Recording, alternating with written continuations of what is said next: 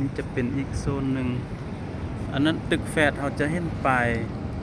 ตึกแฝดอยู่มาเลเซียเราจะเห็นไฟตึกเดียวเนาะในปลายแล้วมื้ออื่นจะรีวิวให้เบิ่งเพราะว่ามื้ออื่นจะมีโอกาสออกไปนอกเนาะคือสูงเลยอันนี้41ชั้นที่41เนาะเบิ่งลงลุมบนรถ